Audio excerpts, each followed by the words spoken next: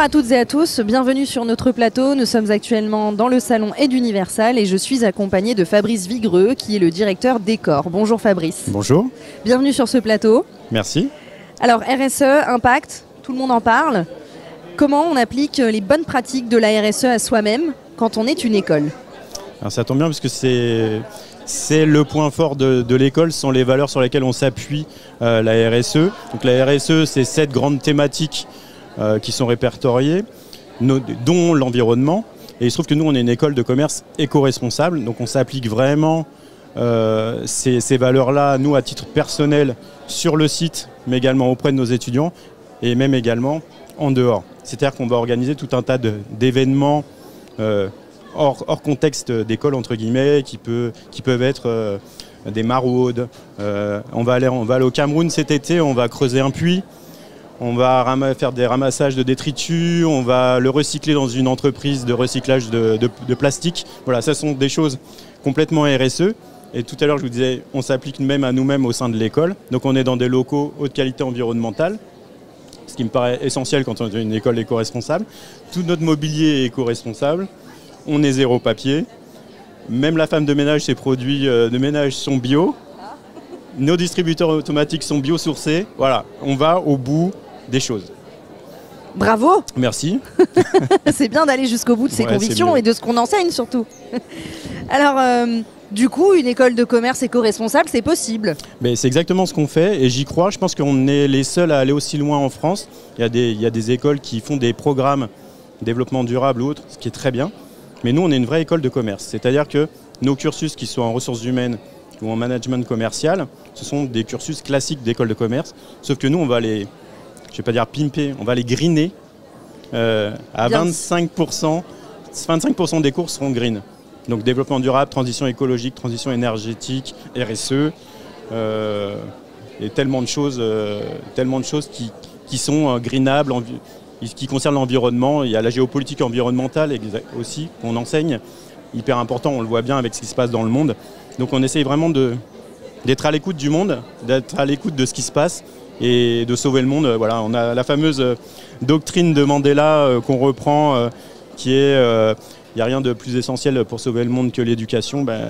On croit à ça, donc on essaye de changer le monde à notre petit niveau, mais on y croit. D'ailleurs, quels sont les profils de vos étudiants qui viennent chez vous? C'est des profils assez larges, alors à la base très école de co, très école de commerce, donc on ne va pas se mentir. Maintenant, ce sont surtout des étudiants qui se projettent sur le monde qui nous entoure, qui ont envie de changement et qui ont envie de casser, en tout cas d'arranger ce qui a été cassé par les générations précédentes, enfin la mienne potentiellement, et enfin la mienne et celle des parents et des grands-parents, et qui ont envie que ça change et qui ont envie de, ils vont avoir des enfants, enfin eux ils sont jeunes et puis ils vont avoir des enfants, qui auront des enfants, et le but c'est quand même qu'on ne prenne pas un réchauffement climatique à 5 degrés dans 50 ans, que l'on puisse partir en vacances sereinement, qu'on puisse avoir des nappes phréatiques approvisionnées, voilà. Enfin, il y a tellement de sujets, on pourrait en parler des heures. Et alors du coup, ces étudiants, ensuite, par rapport à la professionnalisation, ils se dirigent vers quel type de société? Eh bien en fait, les mêmes que n'importe quelle école de commerce. Parce qu'en réalité, comme je vous l'ai dit, on est une école de commerce. Nous, la spécificité, c'est que justement, ils vont avoir la vision de l'après. Enfin, de l'après qui aurait dû être de l'avant. Mais en l'occurrence de l'après, qui vont permettre aux entreprises, aux futurs employeurs, de pouvoir se projeter. Parce qu'eux, ils vont avoir la vision, on leur aura enseigné justement la géopolitique, comment faire du durable, comment se projeter, sur quoi investir, voilà. Donc c'est potentiellement des étudiants qui vont faire évoluer leurs entreprises. C'est complètement ça. Le but, c'est pas une décroissance, je sais que c'est à la mode. Le but, c'est pas la décroissance de l'entreprise, le but, c'est une croissance verte. C'est complètement différent. En ce qui concerne Eduniversal, dans votre carrière de professionnel de l'enseignement supérieur, vous avez été directeur du développement stratégique d'un grand groupe d'écoles. Vous êtes désormais fondateur et donc dirigeant d'une école à taille humaine, mais vous travaillez toujours avec Eduniversal. Comment l'accompagnement d'Eduniversal s'adapte-t-il à ces changements de curseur? Alors c'est vrai que j'étais dans un grand groupe, je suis toujours pas très loin de ce grand groupe. Donc effectivement Eduniversal nous accompagnait depuis très longtemps. Et c'était assez naturel de poursuivre avec eux sur mes nouveaux cursus, mes nouveaux programmes, mes nouvelles écoles.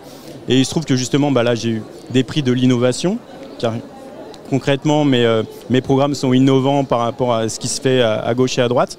Et ça me semblait logique et je suis très content de pouvoir continuer de travailler avec d'Universal sur ce sujet. Comment vous exploitez ces classements d'aide universelle? Alors c'est toujours un peu délicat ou difficile de rationaliser tout ça. Parce qu'en fonction des étudiants, il y en a qui recherchent les classements, il y en a qui recherchent le contenu, il y en a qui recherchent, c'est du bouche à oreille des étudiants, etc. En tout cas, ce qui est sûr, c'est qu'on communique sur ces classements. Ce qui est certain, c'est que lors de nos présentations, on en parle. Il est évident aussi qu'il y a des étudiants, les étudiants qui regardent ces classements, ils reviennent vers nous grâce à ces classements-là. Donc en fait, il y a une exploitation, c'est pas une vraie exploitation, c'est naturel. Tout se fait naturellement en fonction des échanges que l'on a. En tout cas, on communique évidemment dessus, mais c'est pas 100% de notre communication qui est faite sur le classement. On va dire que c'est un plus, c'est un gros plus, c'est évident. On en parle, mais on fait au mieux. Et selon vous, alors, quels sont les pays, si Aide Universal devait s'implanter dans d'autres pays, quels seraient ces pays, en tout cas quels seraient les pays qui auraient le plus besoin de ces classements?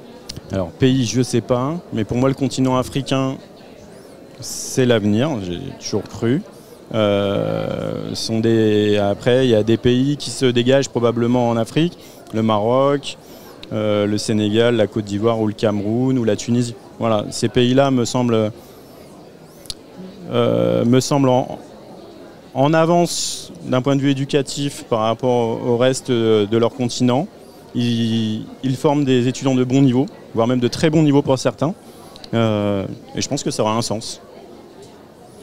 Merci beaucoup Fabrice Vigreux. Je vous en prie. Donc vous êtes directeur de décor et c'était un plaisir d'échanger avec vous. Merci à vous. J'espère que vous qui nous regardez avez trouvé vos réponses dans cet échange et je vous dis à très bientôt.